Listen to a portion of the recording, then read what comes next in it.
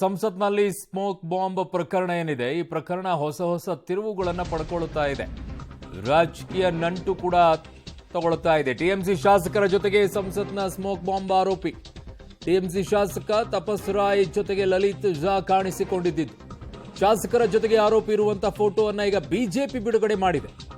ಟಿಎಂಸಿಯ ಶಾಸಕರ ಜೊತೆಗೆ ಸಂಸತ್ನ ಸ್ಮೋಕ್ ಬಾಂಬ್ ಆರೋಪಿ ಕಾಣಿಸಿಕೊಂಡಿರೋದು ನೋಡ್ತಾ ಇದ್ದೀರಾ ದೃಶ್ಯದಲ್ಲಿ.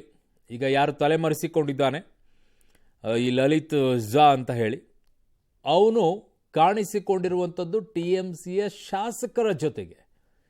ಸೊ ಫೋಟೋ ಇದ್ದ ಮಾತ್ರಕ್ಕೆ ಅವ್ರ ಬೆಂಬಲಿಗರ ಅವರೇ ಹೇಳಿಸಿದ್ರು ಅನ್ನೋದು ಬೇರೆ, ಅದು ತನಿಖೆಯಿಂದ ಗೊತ್ತಾಗಬೇಕು. ಆದರೆ ಗುರುತಿಸಿಕೊಳ್ಳುವಂಥದ್ದು ಒಂದಷ್ಟು ಪಕ್ಷಗಳಲ್ಲಿ ಗುರುತಿಸಿಕೊಳ್ತಾರೆ ಅಂತ ಅದರ ಅರ್ಥನ. ಸೊ ಈಗ ನಿನ್ನೆ ರಾತ್ರಿ ಈ ವ್ಯಕ್ತಿ ಶರಣಾಗಿದ್ದಾನೆ ಅನ್ನುವಂಥ ಮಾಹಿತಿ ಕೂಡ ಇದೆ. ಲಲಿತ್ ಝಾ ಒಟ್ಟು 6 ಜನ ಇದ್ದರು, ಅದರಲ್ಲಿ 5 ಜನನ ಅರೆಸ್ಟ್ ಮಾಡಿದರು. ನಿನ್ನೆ ರಾತ್ರಿ ಇವನೇ ಹೋಗಿ ಸರೆಂಡರ್ ಆಗಿದ್ದಾನೆ ಅಂತ ಮಾಹಿತಿ ಬರ್ತಾ ಇದೆ. ಅದ್ರ ಜೊತೆಗೆ ಯಾರೆಲ್ಲ ಇನ್ನುಳಿದಂಥ 5 ಜನ ಇದ್ದರು ಅವ್ರದ್ದೆಲ್ಲ ಮೊಬೈಲ್ಗಳನ್ನು ಇಟ್ಕೊಳ್ತಾ ಇದ್ದಿದ್ದು ಇವನೇ ಅಂತೆ. ಸೊ ಹಾಗಾಗಿ ಅಲ್ಲಿ ಏನೇ ಗೊತ್ತಾದರೂ ಕೂಡ ಇವನ ಮೂಲಕವಾಗಿ ಸಾಕ್ಷಿಗಳು ನಾಶ ಆಗಬೇಕಾಗಿತ್ತು. ಸೊ ಸಂಸತ್ಗೆ ನುಗ್ಗಿ ಸ್ಮೋಕ್ ಬಾಂಬ್ ಸಿಡಿಸಿದಂತಹ ಪ್ರಕರಣ ಏನಿದೆ, ತನಿಖೆಯಲ್ಲಿ ಪ್ರಮುಖ ಆರೋಪಿ ಲಲಿತ್ ಝಾ ಸ್ಫೋಟಕ ಸತ್ಯ ಈಗ ಆಚೆ ಬರ್ತಾ ಇದೆ. ಪ್ರಾಥಮಿಕ ತನಿಖೆಯಲ್ಲಿ 1 ಪ್ಲಾನ್ ಮಾಡಿದ್ದಂತೆ ಅವನು. ಪ್ಲಾನ್ ಎ ವಿಫಲ ಆದರೆ ಪ್ಲಾನ್ ಬಿ ತಯಾರಿ ಕೂಡ ಮಾಡಿಕೊಂಡಿದ್ದಂತೆ.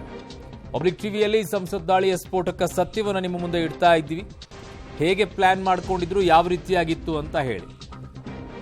ಸಂಸತ್ ಒಳಗೆ ಮನೋರಂಜನ್, ಸಾಗರ್ ಶರ್ಮಾ ದಾಳಿಯನ್ನ ಮಾಡಾಗಿದೆ ಅವರು. ನೀಲಂ ಹಾಗೂ ಅಮೋಲ್ ಹೊರಗಡೆಗೆ ಪ್ರತಿಭಟನೆಯನ್ನ ಮಾಡೋದು. ಮಹೇಶ್ ಮತ್ತು ಕೈಲಾಶ್ ಮತ್ತೊಂದು ದಿಕ್ಕಲ್ಲಿ ಪ್ರತಿಭಟನೆಗೆ ಪ್ಲಾನ್ ಅನ್ನ ಮಾಡಿಕೊಂಡಿರೋದು. ಪ್ಲಾನ್ ಚರ್ಚೆಯ ವೇಳೆ ಮಹೇಶ್ ಮತ್ತು ಕೈಲಾಶ್ ಗೈರಾಗಿದ್ದಕ್ಕೆ ಪ್ಲಾನ್ ಬಿ ಠುಸ್ ಆಗಿ ಹೋಗುತ್ತೆ. ಸೊ ಹಾಗಾಗಿ ಪ್ಲಾನ್ ಎ ಮಾತ್ರ ಇಟ್ಕೊಳ್ತಾರೆ. ಮಹೇಶ್ ಮತ್ತು ಕೈಲಾಶ್ ಬಂದಿರೋದಿಲ್ಲ. ಆ ಕಾರಣಕ್ಕೋಸ್ಕರ ಪ್ಲಾನ್ ಎ ಪ್ರಕಾರ ಒಳಗಡೆಗೆ ಇಬ್ಬರು ಮಾತ್ರ ಈ ಸ್ಮೋಕ್ ಅನ್ನು ಹಾಕುವಂಥದ್ದು, ಮನೋರಂಜನ್ ಮತ್ತು ಸಾಗರ್ ಶರ್ಮಾ ಅಂತ ಹೇಳಿ. ನನ್ನ ಸಹೋದ್ಯೋಗಿ ಶಬೀರ್ ನಿಡಗುಂದಿ ನನ್ನೊಂದಿಗೆ ಈಗ ಸಂಪರ್ಕಕ್ಕೆ ಸಿಗ್ತಾ ಇದ್ದಾರೆ. ಶಬೀರ್, ಒಂದು ಕಡೆಗೆ ಟಿಎಂಸಿಯ ಶಾಸಕರ ಜೊತೆಗೆ ಈ ಆರೋಪಿ ಕಾಣಿಸಿಕೊಂಡಿರುವಂಥ ಒಂದು ಫೋಟೋ, ಇನ್ನೊಂದು ಕಡೆಗೆ ಪ್ಲಾನ್ ಎ ಪ್ಲಾನ್ ಬಿ ಮಾಡಿಕೊಂಡಿರುವಂಥ ರೀತಿ, ಇದು ಇನ್ನೊಂದಿಷ್ಟು ರಾಜಕೀಯ ನಂಟುಗಳು ಬೇರೆ ಬೇರೆ ರೀತಿಯಾದಂಥ ಆಯಾಮಗಳನ್ನು ಪಡ್ಕೊಳ್ಳುವಂಥ ಎಲ್ಲ ಲಕ್ಷಣಗಳು ಕಾಣಿಸ್ತಾ ಇದೆಯಾ ಅಂತ? ಖಂಡಿತ ಅರುಣ್. ಮೊದಲನೇದಾಗಿ ರಾಜಕೀಯ ಆಯಾಮದಲ್ಲಿ ನಾವು ನೋಡೋದಾದ್ರೆ ಈಗಾಗಲೇ ಇದು ಸಾಕಷ್ಟು ರಾಜಕೀಯ ಚರ್ಚೆಗಳಿಗೆ ಕಾರಣ ಆಗಿರುವಂತದ್ದು ನಾವು ನಿನ್ನೆಯಿಂದಲೂ ಕೂಡ ನೋಡ್ತಿದ್ದೀವಿ. ಸಂಸತ್ನಲ್ಲಿ ಯಾವ ರೀತಿಯಾದಂತಹ ಬೆಳವಣಿಗೆಗಳಾಗ್ತಿದಾವೆ ಅನ್ನುವಂಥದ್ದು.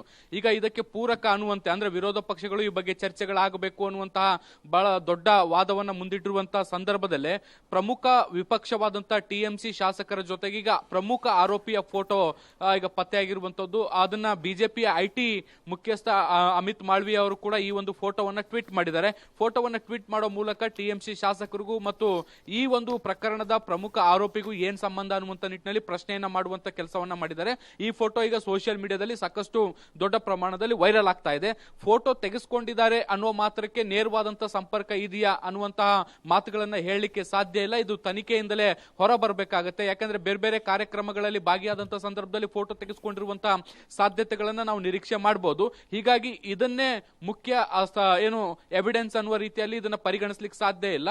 ಆದರೆ ರಾಜಕೀಯವಾಗಿ ಆರೋಪ ಮಾಡಲಿಕ್ಕೆ ಇದೊಂದು ಹೊಸ ಅಸ್ತ್ರ ಆಗುತ್ತೆ. ಯಾಕಂದ್ರೆ ವಿರೋಧ ಪಕ್ಷಗಳು ಇದೇ ಒಂದು ಪ್ರಕರಣವನ್ನ ಇಟ್ಕೊಂಡು ಆಡಳಿತ ಪಕ್ಷವನ್ನ ಕಟ್ಟಿ ಹಾಕ್ಲಿಕ್ಕೆ ಪ್ರಯತ್ನ ಮಾಡ್ತಿರ್ಬೇಕಾದಂತ ಸಂದರ್ಭದಲ್ಲಿ ಈಗ ಪ್ರತಿ ಅಸ್ತ್ರ ಬಿಜೆಪಿಗೆ ಸಿಕ್ಕಂತಾಗಿರುವಂತದ್ದು. ಹೀಗಾಗಿ ಈ ಫೋಟೋವನ್ನ ಇಟ್ಕೊಂಡು ಟಿಎಂಸಿಯ ಜೊತೆಗೆ ಇತರೆ ವಿರೋಧ ಪಕ್ಷಗಳನ್ನ ಕೂಡ ಕಟ್ಟಿ ಹಾಕುವಂತ ಕೆಲಸವನ್ನ ಬಿಜೆಪಿ ಮಾಡುವಂತಹ ಸಾಧ್ಯತೆಗಳನ್ನ ನಾವು ನಿರೀಕ್ಷೆ ಮಾಡಬಹುದು. ಇದು ಒಂದು ಆಯಾಮ.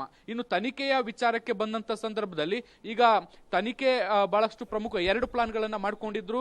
ಒಂದು ಪ್ಲಾನ್ ವಿಫಲ ಆದ್ರೆ ಮತ್ತೊಂದು ಪ್ಲಾನ್ ನ ಮೂಲಕ ಕಾರ್ಯರೂಪಕ್ಕೆ ತರಬೇಕು ಅನ್ನುವಂತ ನಿಟ್ಟಿನಲ್ಲಿ ಲೆಕ್ಕಾಚಾರ ಹಾಕೊಂಡಿದ್ರು ಅನ್ನುವಂಥದ್ದು ಕೂಡ ಗೊತ್ತಾಗ್ತಾ ಇದೆ. ಅರುಣ್. ಓಕೆ ಶಬೀರ್, ನಿಮ್ಮೆಲ್ಲ ಮಾಹಿತಿಗೆ ಧನ್ಯವಾದಗಳು.